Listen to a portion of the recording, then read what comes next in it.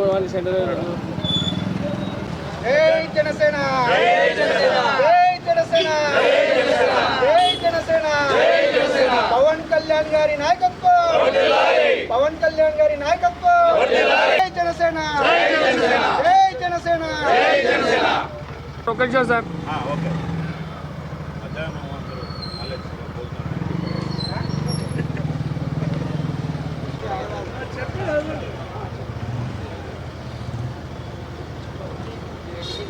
నేను ఫోటో మన నాకు జనసేన పార్టీ పవన్ కళ్యాణ్ గారి నాయకత్వం మనం వాడు మాట్లాడదాం ఓకే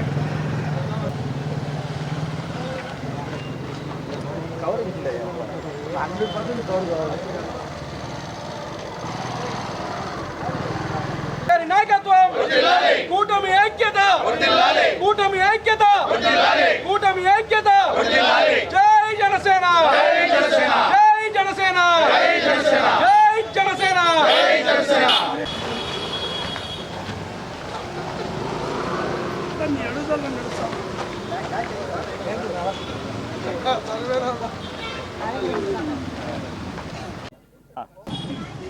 ఇవాళ ఈ ప్రెస్ మీట్ యొక్క ముఖ్య ఉద్దేశం మా నాయకుడు శ్రీ పవన్ కళ్యాణ్ గారిని తూలనాడే మాటలు మాట్లాడినటువంటి పెద్దిరెడ్డి రామచంద్రారెడ్డి అతని కొడుకు పెద్దిరెడ్డి మిథున్ రెడ్డి వాళ్ళ యొక్క అవాకులు చవాకులుగా మాట్లాడుతున్నటువంటి విషయాన్ని మేము తీవ్రంగా ఖండిస్తున్నాం. అలాగే ఇవాళ మొన్న మా నాయకుడు తిరుపతికి వచ్చి ఎర్రచందనం యొక్క గోడౌన్లని కూడా పరిశీలించి అలాగే కుంకి ఏనుగుల్ని ఏ విధంగా మన రాష్ట్రంలోని రైతులందరూ కూడా ఏ విధంగా ఇబ్బంది పడుతున్నారు ఈ ఏనుగులతో అడవిలో ఉన్నటువంటి ఏనుగులతో ఏ విధంగా ఇబ్బంది పడుతున్నారు పంటలకు నష్టం కలుగుతోంది అన్న విషయాలను కూడా గమనించి పక్క రాష్ట్రం నుంచి ఆయన అడిగితే కుంకి ఏనుగులు తీసుకురావడం మా నాయకుడి వల్లే సాధ్యమైంది. అది పవన్ కళ్యాణ్ గారి వల్లే సాధ్యమైంది. అలాగే దాన్ని కూడా వెళ్ళి అక్కడ వాటికి ఏర్పాట్లు ఎలా ఉన్నాయి, వాటికి ట్రైనింగ్ ఎలా ఇస్తున్నారు, వాటికి షెల్టర్ ఏ విధంగా ఏర్పాటు చేసి వాటికి వసతులు సౌకర్యాలు ఏ విధంగా ఉన్నాయి అన్న విషయాలను గమనించి తాను స్వయంగా వెళ్ళి గమనించడం ఇంతవరకు ఏ మంత్రి కూడా చేయని పనులు చేస్తుంటే మీరు షూటింగులు అని నోటికొచ్చినట్టు మాట్లాడుతూ మా నాయకుడిని అత్యంత నీతి నిజాయితీ గల నాయకుడు విశ్వసనీయత గల నాయకుడు మా నాయకుడు పవన్ కళ్యాణ్ గారు ఆయన గురించి మీరు మాట్లాడడం విడ్డూరంగా ఉంది, దయాలు వేదాలు వలిస్తున్నట్టుగా ఉందని తీవ్రంగా హెచ్చరిస్తున్నాం. పెద్దిరెడ్డి రామచంద్రారెడ్డి నువ్వు పాపాల పెద్దిరెడ్డివని మొత్తం చిత్తూరు జిల్లా అంతా కూడా ఏ చెట్టును కదిలించినా చెప్తాది, ఏ పుట్టను అడిగినా కూడా చెప్తాది నువ్వు పాపాల పెద్దిరెడ్డివని. నువ్వు ప్రశాంతంగా ఉన్న పొంగనూరుని ఎంతో శాంతివంతంగా ఉన్నటువంటి ప్రశాంతంగా ఉన్నటువంటి మనుషులు, ఎంతో సోదరభావంతో మెలిగే మనుషులు, సాత్వికంగా ఉండే మనుషులు పొంగనూరులో ఉన్నటువంటి మనుషులు. ఎందుకంటే పొంగనూరుతో నాకు అనుబంధం ఉంది కాబట్టి నేను తెలియజేస్తున్నా. అటువంటి పొంగనూరు కాన్స్టిట్యుయెన్సీని ఒక అరాచకమైన అటవీ రాజ్యంగా ఒక నియంత ఒక సామ్రాజ్యాన్ని స్థాపించి నువ్వు అడ్డగోలుగా దోచుకొని పంచభూతాలను దోచుకొని భూ కబ్జాలు చేసి అడవుల్ని కూడా ఏది వదలకుండా దోచుకున్నటువంటి నాయకుడివి నువ్వు కాదా అని నేను ప్రశ్నిస్తున్నా. అలాగే పాపాల పెద్దిరెడ్డికి పుట్టిన నువ్వు మిథున్ రెడ్డి నువ్వు ఎట్లా పుణ్యాత్ముడు అవుతావు? నువ్వు మీ నాన్నను మించి లిక్కర్ స్కామ్లో జైలు కూడా పోయొచ్చావు. అలాగే ఢిల్లీలో మీ నాయకుడు ఏదైతే 36 కేసుల్లో ఉంటూ 16 నెలలు జైల్లో ఉన్నటువంటి బెయిల్ పైన ఉన్నటువంటి ఇప్పటి వరకు మీ నాయకుడు జగన్మోహన్ రెడ్డి తాను ముక్కవే నువ్వు అవుతావు తప్ప నువ్వు ఏదో మహానుభావుడివి కాలేవు మిథున్ రెడ్డి. నువ్వు మా నాయకుడి గురించి ఏదో శుద్ధపూస మాటలు మాట్లాడుతున్నావు. నువ్వు ఏం మాట్లాడుతున్నావు? 2000లోనే మేము ఇది కొన్నాం, ఇది మాకు హక్కులు ఉన్నాయని మాట్లాడుతున్నావు. అటవీ భూమిని కొనే హక్కులు ఎవరికి లేవు, దానికి కేంద్రానికి సంబంధించిన అనుమతులు కూడా కావాలి. మీరు 70 ఎకరాలు 32.63 ఎకరాలని మీరు ఆక్రమణ చేసి దాన్ని మీరు విలాసవంతమైన భవంతులు కట్టుకొని మీ చీకటి పనులకి మీ యొక్క రహస్య పనులకి దుర్మార్గమైనటువంటి అరాచకమైన విధానాలకి దాన్ని ఒక అడ్డాగా చేసుకొని మీరు పరిపాలన సాగించినటువంటి వ్యక్తులు మీరు కారా? మీరు ఎంతమంది ఉసురు పోసుకున్నారు, ఎంతమంది మీ ఆగడాలకి మీ అరాచకాలకి భయపడిపోయి రాష్ట్రాన్ని కూడా వదిలి వెళ్ళిపోయారు. కొంతమంది అయితే ఆత్మహత్యలు చేసుకున్నారు, కొంతమందిని మీరు నిర్మూలించారు కూడా. అటువంటి మీరు మా నాయకుడి గురించి మాట్లాడడం మిమ్మల్ని మరొకసారి ఎత్తి చెప్పుతూ మీరు ఎటువంటి అర్హత మీకు లేదు, ఎటువంటి అధికారం లేదు, నైతిక అధికారం కానీ నైతిక హక్కు కానీ మా నాయకుడి గురించి మాట్లాడేటువంటి ఎటువంటి నైతిక అధికారం మీకు లేదని మరొకసారి హెచ్చరిస్తున్నాం.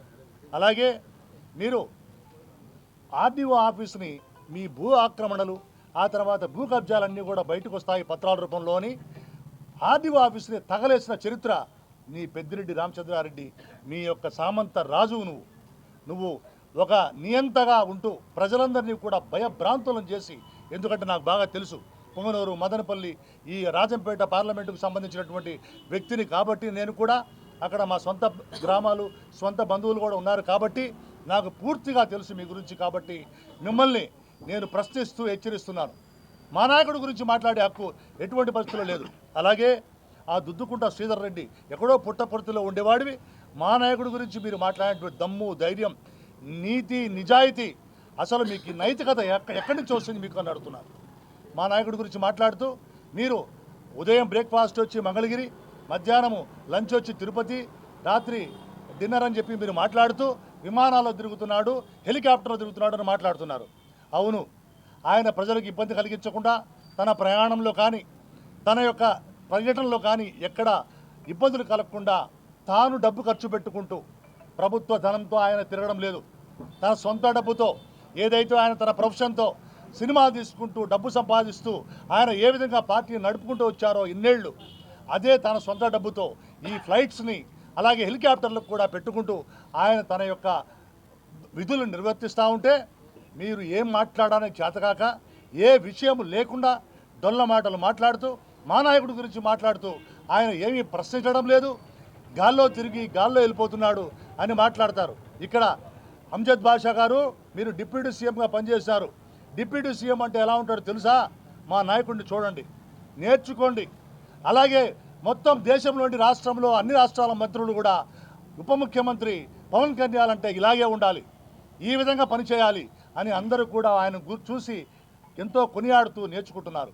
నువ్వు ఇక్కడ బార్బర్ షాపులకి ఈ షాపులకి కట్టింగులు చేసుకుంటా ఉన్న ఉప ముఖ్యమంత్రి నువ్వు మా నాయకుడి గురించి మాట్లాడుతూ ఈయన గాల్లో ఎగిరి గాల్లో వస్తాడు, ఆ తర్వాత ప్రశ్నించడు అంటావు. నువ్వు అడిగినప్పుడు ప్రశ్నించాడు మా నాయకుడు. మా నాయకుడు ప్రతి ఒక్క దాని కూడా లెక్క ఉంటుంది. దానికి ఎప్పుడు ఎక్కడ ఏ విధంగా ఏం మాట్లాడాలో ప్రజల పక్షాన ఏ విధంగా నిలబడాలో మా నాయకుడికి పూర్తిగా తెలుసు. ఈరోజు ఈ రాష్ట్ర భవిష్యత్తు కోసం ప్రజల భవిష్యత్తు కోసం తాను తగ్గించుకొని ఎన్నో త్యాగాలు చేసి కూటమి ఏర్పడడానికి ఈ రాష్ట్ర ప్రభుత్వం ఏర్పడడానికి ఈ రాష్ట్రం భవిష్యత్తుకి నిలబడిన వాడు త్యాగం చేసిన వాడు మా నాయకుడు పవన్ కళ్యాణ్ గారు. ఆయన గురించి మీకు మాట్లాడేటువంటి కనీస అర్హత కానీ ఏవి కూడా లేని మీరు మా నాయకుడి గురించి మాట్లాడితే ఇంకొకసారి అంజద్ బాషా గారు, సురేష్ బాబు గారు, అవినాష్ రెడ్డి గారు ప్రతి ఒక్కరికి చెప్తున్నాం, మీరు మా నాయకుడి గురించి మాట్లాడితే మా యొక్క ప్రతిస్పందన మా యొక్క దాడి తీవ్రంగా ఉంటుంది మాటల రూపంలోనే అని మీకు తెలియజేస్తూ మా నాయకుడి జోలికి రావద్దని, ఏమైనా ఉన్నా కూడా పరిపాలనలో విధానపరంగా మీరు మాట్లాడండి. ఏదైనా విధానపరంగా మా నాయకుడు ఏదైనా తక్కువ ఎక్కువ చేసి ఉంటే విధానపరంగా మాట్లాడండి తప్ప మీరు అనవసరంగా ఆయన యొక్క ఆహార్యం మీద, ఆయన డ్రెస్సుల మీద, ఆయన యొక్క నడిచే నడక మీద మీకేమి కొంచెమైనా సిగ్గులేదా మీకు?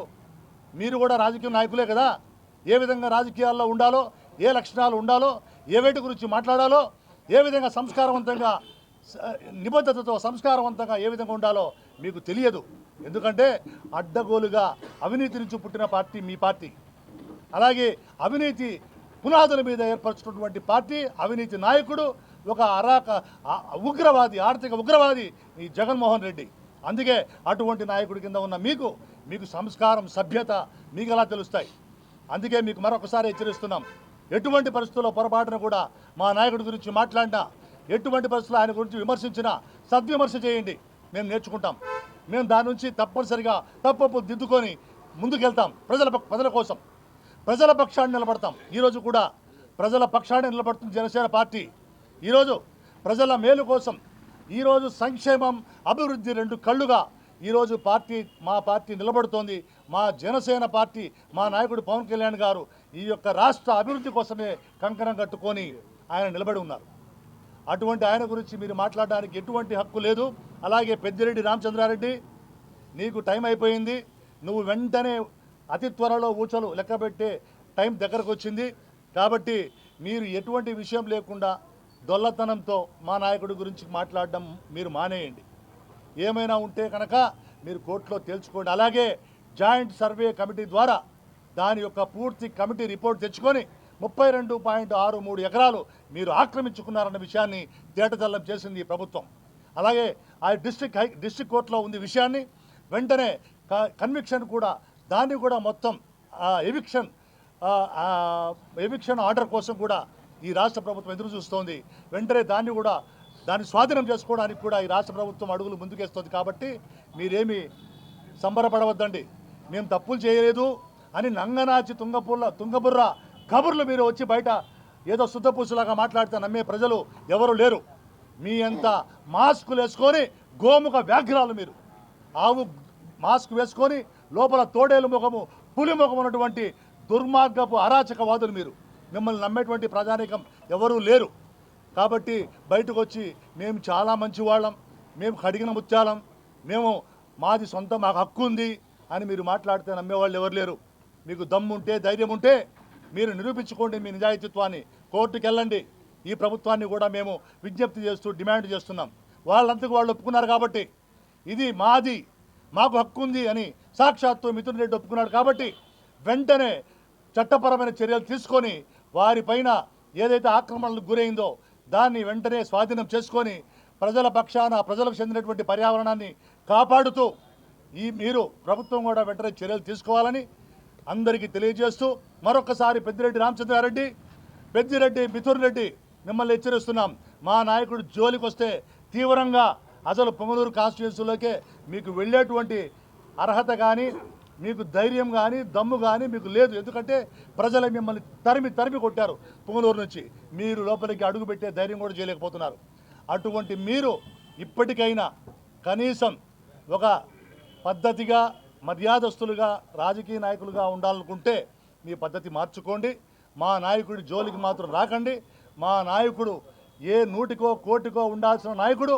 మా నాయకుడు ఈ రాజకీయాల్లోనే ఒక కారణ జన్ముడు. ఈ రాజకీయాలని సమూలంగా మార్చడానికి, ఒక నిబద్ధత గల రాజకీయాన్ని తీసుకురావడానికి అన్నిటినీ భరిస్తూ అన్నిటినీ సహిస్తూ అవమానాలన్నీ కూడా భరించి నిలబడి తన యొక్క మార్కును చూపిస్తున్నటువంటి నాయకుడు మా నాయకుడు పవన్ కళ్యాణ్ గారు. కాబట్టి మా నాయకుడు జోలికి రావద్దని మరొకసారి హెచ్చరిస్తూ మిమ్మల్ని మంచి మాటలు చెప్తూ ఇప్పటికైనా మారండి. మీరు ఆ అయ్యప్ప మాలలు గోవిందమాలలు వేసుకొని అబద్ధాలు మాట్లాడకుండా సాత్వికమైనటువంటి జీవితం గడపాలని మీకు హితవు పలుకుతూ సెలవు తీసుకుంటున్నాను.